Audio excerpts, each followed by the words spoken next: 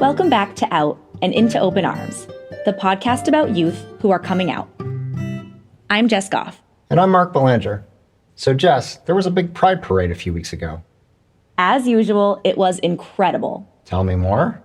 This year, I was a speaker at the start of the post-parade festivities.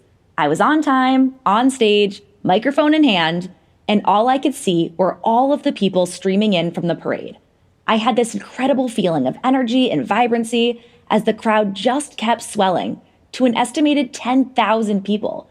And I just stood there on stage for 20 minutes watching this beautiful sight unfold before I could finally start speaking.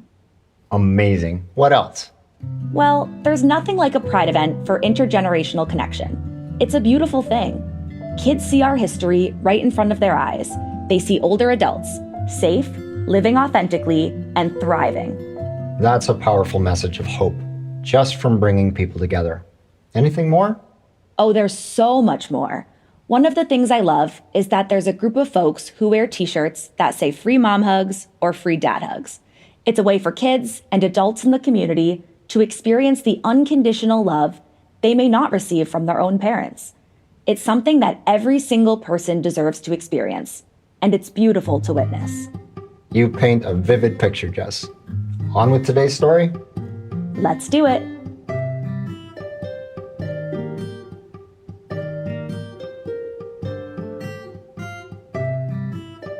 I'd like to introduce you to someone I think you'll really like. When we spoke, Jemma was just finishing 4th grade. One activity she really enjoys is karate. I'm an advanced brown belt. Jemma is already thinking about having a real job. Here's what she imagines. Being a karate instructor. She's pretty easy to be around. Yeah, I get along with a lot of people. I have a lot of friends. Here's how Jemma's mom, Michelle, describes Jemma. Exuberant, joyful. She's just energy personified. Like, she's always moving. She's always making noise. She's singing. She's dancing around. She's hopping. She's doing cartwheels. Like, she's always just motion and movement and just joy. And she's just so silly a lot of the time. It's amazing. I love that. And it's true. It's almost impossible not to be swept up in Jemma's happy energy, almost from the first moment you speak with her. But in some respects, Jemma hasn't had the most typical childhood. Jemma is a transgender girl. My husband and I had eyes on this from the time she was about 3 years old. 3 years old. It wasn't just that she really wanted to play with dolls, and most of her friends were all girls. Even in preschool, she was always with the girls.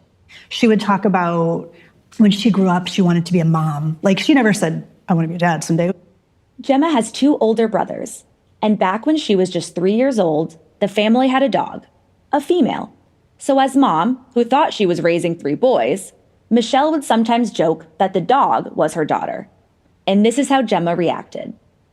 She would say, do you mean me or the dog? Like, she would be confused as to who we were talking about. By the time that Jemma was 5 years old, she was exploring more broadly. We tried out, hairstyles and clothing, and she'd always been attracted to the sparkly, frilly things. She was like, I don't know what my pronouns are. I'm going to try them all out just to see what feels right. Here's how Jemma remembers it.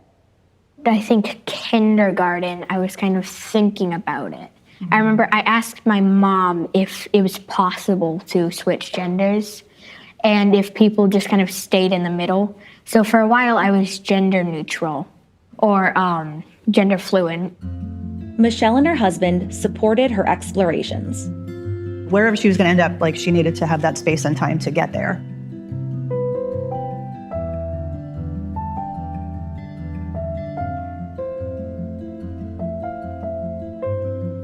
One day, there came a bedtime that the family is unlikely to ever forget.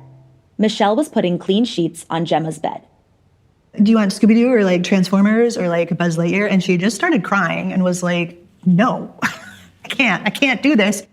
I started crying because I didn't want to have those kinds of bed sheets. Jemma was very upset. She's crying and she's like, I'm not a boy. I just don't think I'm a boy. It's just not right.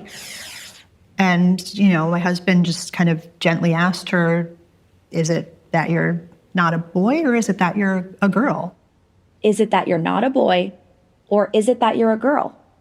I think she just needed to hear someone say it was okay to name and claim that for yourself, right? That, like, you can, in fact, say this is who you are. Because she was like, yeah, I'm a girl. And I think the first time just hearing herself say it out loud was like, okay, yeah, this is who I am. This is me and this is who I am. Soon after that, everyone just went to bed. She calmed me down and then let me use some of her bed sheets that were, I think it was like purple polka dotted ones. And I fell asleep on those ones.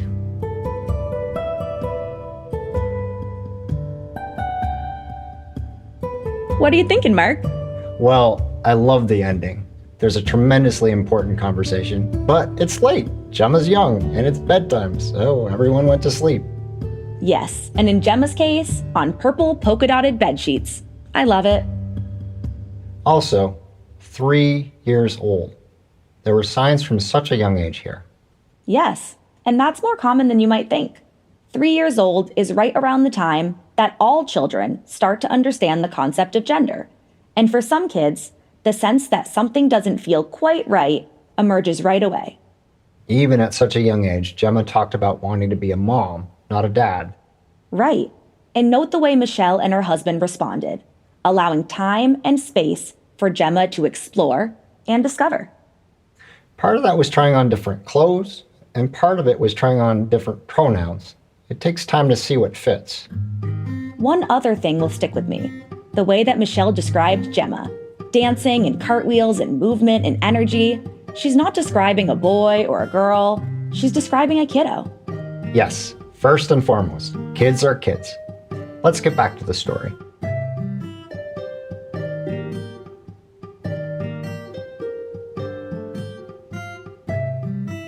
So the very next day, after the change in bed sheets, Michelle and Jemma started making some additional changes. We went through her wardrobe and I was just like, do you want to keep any? And like, nope, get rid of all of it. Like, no, none of it's right. As they were like going through my clothes, like they'd pull something out, say yes or no. I said no to I think like a lot of it. There was only a few things I kept, not many. And then we went to that same day to drop them off at Savers. Savers is a thrift store. A very cool thrift store, by the way. And then when she dropped them off, she didn't know that you got a keep coupon. So years later, Jemma still remembers the coupon. Isn't it funny what details kids hold on to in their memories? She was so happy. One of the dresses we found, it just happened to be exactly the right size. I joked that it looked like a wedding dress because it was like so frilly. It was like bright white and sparkly and beaded and like tulle and all this. And she was just like literally like the star eyes emoji, right? The first time I took her to like Target and like she got to go shop in the girls section, it was just like, this is where I belong. This is absolutely where I should be. We asked Michelle what it felt like for her. I've described it as like when you're at the eye doctor's, right? And they're putting the lenses down. Like, is this one better? Is this one? This one? And like they finally click the right one, the Oculus, like, and it's the correct, and like, oh my God, everything just falls into place and everything looks correct.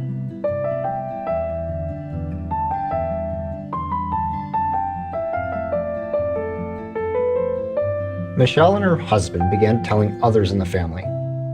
Most of it went well, but the middle child, Jemma's brother, was having some trouble adjusting. He struggled with getting her pronouns correct at first. And I was like, okay, like what's going on? And finally ended up talking to him and he's like, I don't care what gender she is. Like what was bothering him was the fact that she was getting like all the attention, which kind of was true. It wasn't Jemma's gender that troubled him. It was all of the attention she was getting. I bet there are a few parents out there who can relate to that dynamic. So, after Michelle rebalanced the kiddo attention equation, Jemma's brother began to adjust. I think he was downstairs in our family room and she had gone down there and he was like, oh man, it's my stupid sister. She's down here. And I was like, okay, I think we're good now. Like, Michelle and her husband were a bit nervous about how others in the family might react, so they proceeded carefully. When we went to let the extended family kind of know what was going on, my husband and I each went to our respective sibling that we knew was going to be in our corner. And my sister had said something. She was like, you know what, give people a chance to surprise you because they might. And they did. People who I did not think would necessarily be on board were like, okay, I don't really understand it, but we're gonna roll with it. And Michelle was pleasantly surprised. She has a particular appreciation for a reaction from one of her cousins. When he was leaving and saying his goodbyes, he was just like, you know what, she's perfect. She's absolutely perfect. I love her. She's amazing. She's adorable. And like, that's like the kind of affirmation that I think everyone deserves, right? Michelle was also deeply touched by the way her father reacted.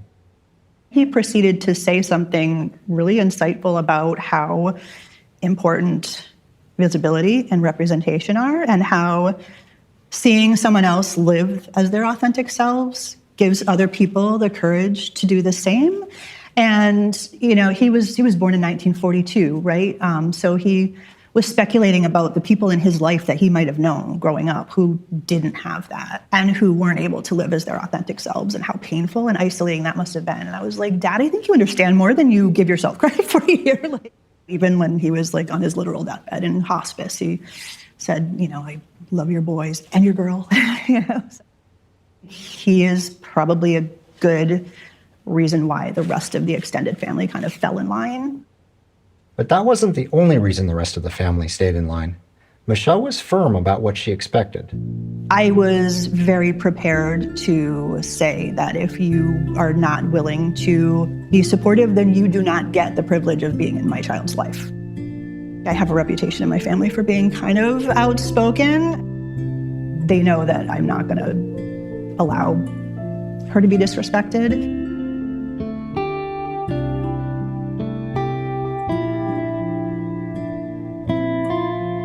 Another of Michelle's priorities early on was changing Jemma's name. I wanted to make sure she was fully who she is, but I also, like, she's my kid and she's young, so I wanted to be a little bit a part of the name change process, which she ended up just going with a more feminine version of the name that she had prior, which I was happy about. We were fortunate enough she was born in a state where updating her birth certificate was actually fairly simple to do, so we were able to do that.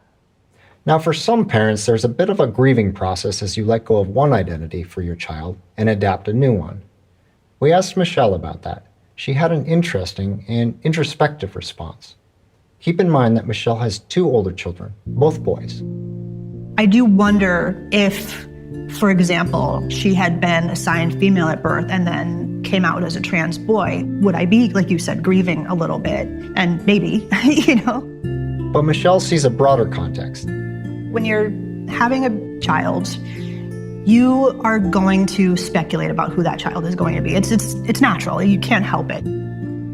And very, very often what happens is the baby that you imagine in your mind is not the baby that you actually have when you bring the baby home and when you watch this child grow.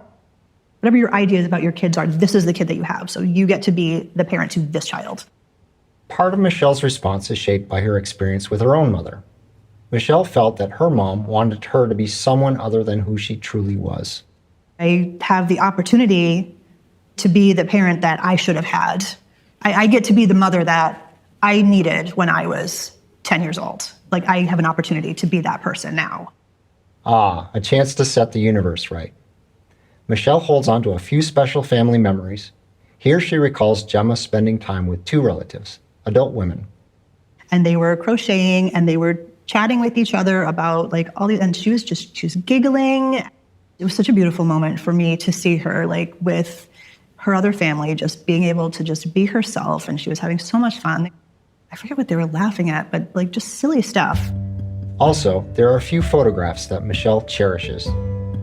I just have these beautiful photographs of her in like one of her favorite dresses, and she's doing bubbles. She's got this huge bubble wand and she's like making all of these bubbles and like the light's just catching them, and it's just this beautiful like halo around her, and it's such a beautiful picture, and I'm just like, oh my God, look at that, that's her.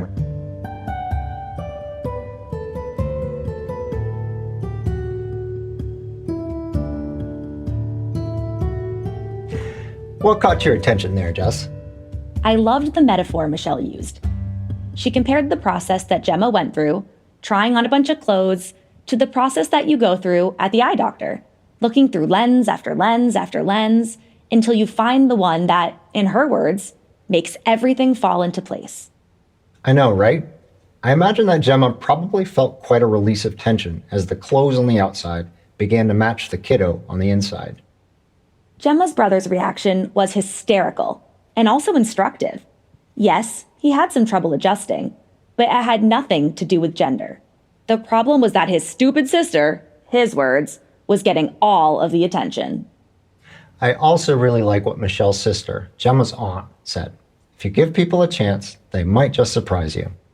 You know, for a lot of people, giving kids love is far more instinctive than whatever they may have come to believe about queer people. I wish that were always the case, but we know that it's not. So I noted Michelle's strong words. She said, basically, that if you can't be supportive, you'll lose the privilege of having a relationship with our family. That's a strong boundary, one that can help kids feel seen and thus help keep them safe. To close, I'd just like to echo Michelle's sentiment about raising the child you have in front of you, not the child you imagine you would have. There are a lot of people who can relate to the distress of having a parent that wants them to be someone different. Right. Different in any way, whether it's a different occupation, a different religion, a different way of living, anything, including a different gender. Whatever the difference, it can be painful for the child. Michelle made her choice. She's joyfully and lovingly raising the child she has. Thanks, Mark. Listeners, one more family to go. See you in the next episode.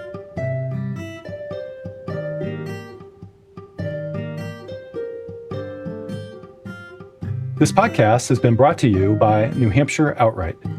Please check the show notes for additional resources. Special thanks to our hosts, Jessica Goff and Mark Belanger. Our editorial and project management team also included Brady Berry and Amy Rock. Script development, audio production, and additional music composition by Chris Trimble and Treehouse Audio Productions.